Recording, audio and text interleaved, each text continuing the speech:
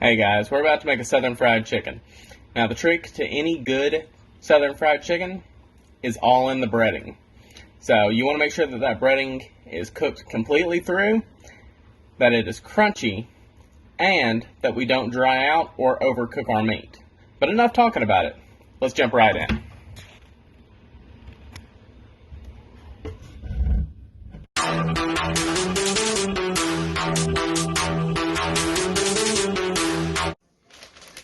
Alright, so what I'm going to do right here is I've already got our chicken breast. I'm putting it in a bag. So you can also put this in between parchment paper or saran wrap. Just depends on what you're wanting to use. Now, we don't want it to be completely closed. Just open it up just a little bit so if we go to flatten this out, it doesn't explode our bag. So we're going to go ahead and do that real quick. We don't want to get it super thin. Just about maybe 1 inch, maybe 3/4 of an inch at the most. So you can see that right there. So we're going to go ahead and take that and push it to the side. Now, I've already gone and washed my hands and everything. So we're going to set this to the side and we're going to start on our marinade. Now, for this, you can use any hot sauce you want. I'm just using Texas Pete today. You can use anything that you want. Louisiana hot sauce, your favorite hot sauce, doesn't really matter. We're going to go ahead and do 1/3 of a cup. Now, obviously, you're going to want to use a little bit more if you're doing more than just one chicken breast. Got our buttermilk. And we're going to do another 1/3 of a cup. Now, 2 eggs.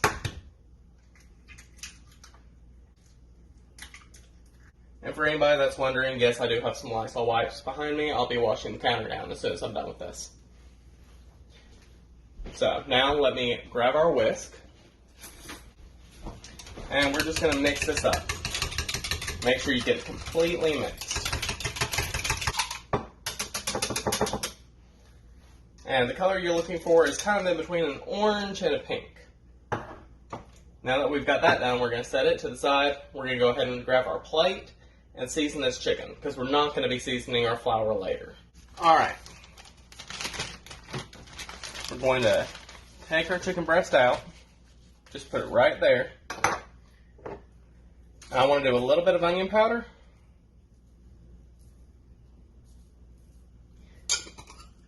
Followed by a little bit of garlic powder. Not garlic salt. Make sure it's garlic powder, because we're going to add our own salt later. Do some black pepper. And a little bit of kosher salt.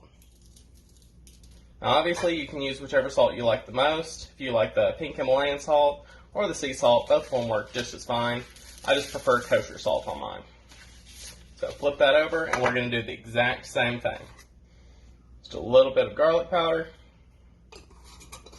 And a little bit of onion powder, salt, and pepper. So this is going to really help bring out these flavors whenever you go to take a bite of the chicken later on, after we've cooked it, of course. You're going to taste all these flavors up underneath that breading. So we're going to take our chicken, put it back in our Ziploc, and add our marinade.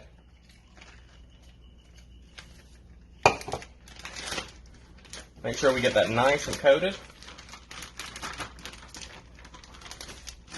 And we're going to take and put that in the refrigerator for about 3 to 4 hours.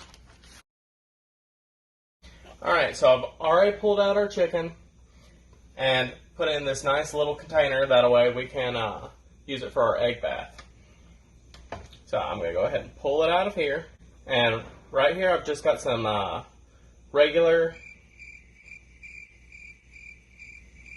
self-rising flour. Sorry, I had to think about that for a minute. And we're just going to bathe it in this. You want to make sure that you get everything covered. Once you get that done, take and make sure that you knock all the extra flour off. and straight back into our egg mixture. This is going to give you a nice, crispy, and thick breading. So pull that up right there, back into our flour.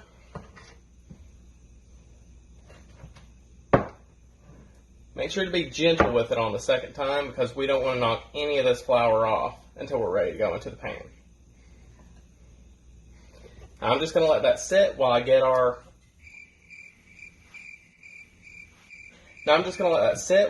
oil going, and then we'll be ready to jump straight into it. Alright, so I've got our pan nice and hot. And one thing that you want to make sure to do is any excess flour that's on your chicken, you want to make sure to just shake that off. Because that's not going to cook and it's not going to stick. So, let's go back over to our pan. We got our oil nice and hot, probably around 300 degrees. And we're just going to put that right in there.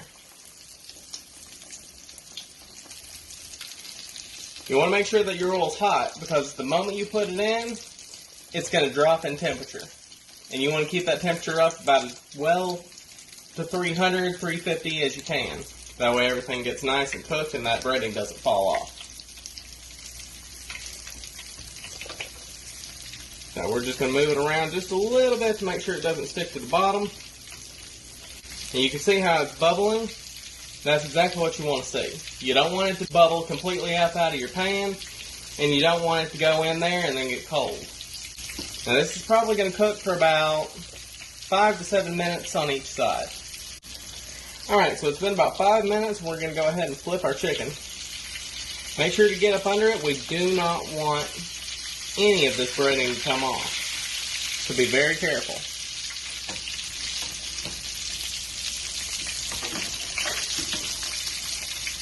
There we go.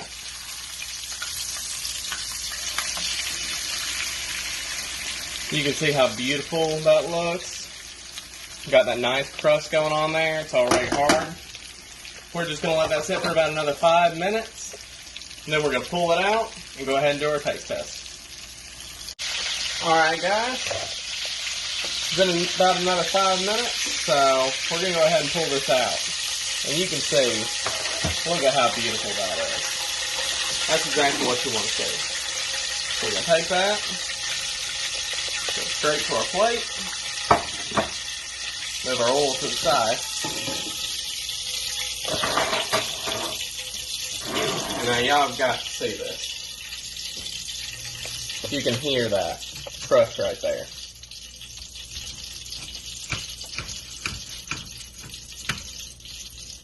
Look at that.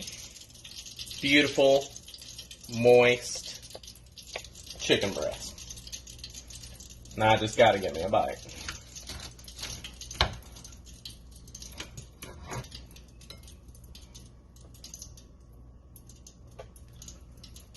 That's delicious, guys. Y'all have got to try this.